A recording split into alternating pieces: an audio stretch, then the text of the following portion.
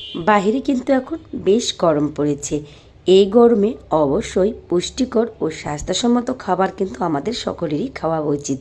আসসালামু আলাইকুম প্রিয় দর্শক, আশা করি সবাই ভালো আছেন এবং সুস্থ আছেন। আজকের রেসিপিতে আপনাদেরকে তৈরি করে দেখাবো ঝটপট মজাদার থাই স্যুপ রেসিপি। এই থাই স্যুপটা আমি বাজার থেকে কিনেছি। তো চলুন শুরু করছি মূল রেসিপিটি। প্রথমে চুলায় একটা ফ্রাই প্যান বসিয়ে দিয়েছি এবং তাতে 2 কাপ পরিমাণ পানি নিয়ে নিলাম। এবারে বাজার থেকে কিনা থাই স্যুপের প্যাকেটটি কেটে থাই স্যুপের উপকরণগুলো এই ঠান্ডা নর্মাল পানিতে আমি দিয়ে দিলাম। তারপর একটা চামচ দিয়ে বেশ কিছুক্ষণ নেড়ে এই উপকরণগুলো পানির সঙ্গে ভালো করে আমি মিশিয়ে নিব। এবারে এখানে আমি অ্যাড করে দেব স্বাদ মতো একটু লবণ। এরপর আমি এখানে দিয়ে দিব সামান্য পরিমাণে একটু বিট লবণ এবং তার সঙ্গে আমি দিয়ে দিব কালো গোলমরিচের গুঁড়া। এবার এখানে আমি ফ্লেভারের জন্য অ্যাড করে দেব 2টো কাঁচামরিচ। এই পর্যায়ে আমি চুলার তাপমাত্রাটা অবশ্যই কম রাখবো এবং চুলাটা আমি অন করে দিব। ভালোভাবে নাড়াচাড়া করে যখন বলক চলে আসবে তখন আগে থেকেই রেডি করে গুলানো কর্নফ্লাওয়ারটা এখানে দিয়ে দিচ্ছি। আমি 2 টেবিল চামচ কর্নফ্লাওয়ার 2 টেবিল চামচ পানি দিয়ে গুলিয়ে নিয়েছি। যখন আমি কর্নফ্লাওয়ারটা এখানে দিব তখন অনবরতই কিন্তু নাড়তে থাকতে হবে।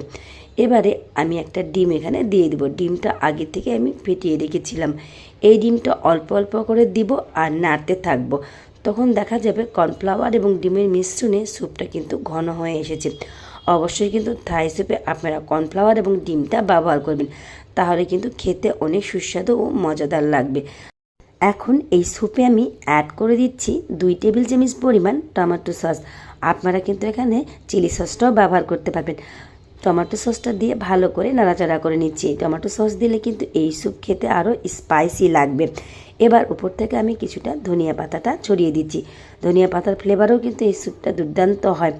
এখন নামানোর আগে আমি এখানে 1 ফালি লেবুর রস দিয়ে দিচ্ছি।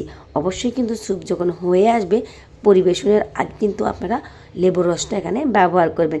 এবারে চুলা থেকে নামিয়ে আপনাদেরকে পরিবেশন করে দেখিয়ে দিচ্ছি কেমন হলো এই থাই স্যুপ। আপনারা কিন্তু থাই স্যুপটা বাসায়ও তৈরি করে খেতে পারেন।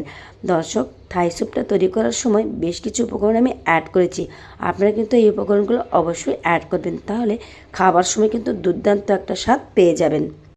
আমার সকল টিপস ফলো করলে আপনারাও কিন্তু এরকম দুর্দান্ত লবণীয় স্বাদের থাই স্যুপ বাসায় তৈরি করে খেতে পারবেন।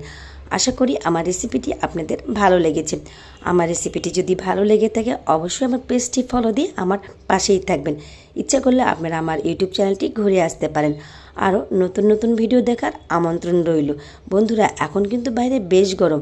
বাইরে বের হওয়ার সময় ছাতা এবং পানি বোতল ব্যবহার করবেন। সবাই ভালো থাকবেন, সুস্থ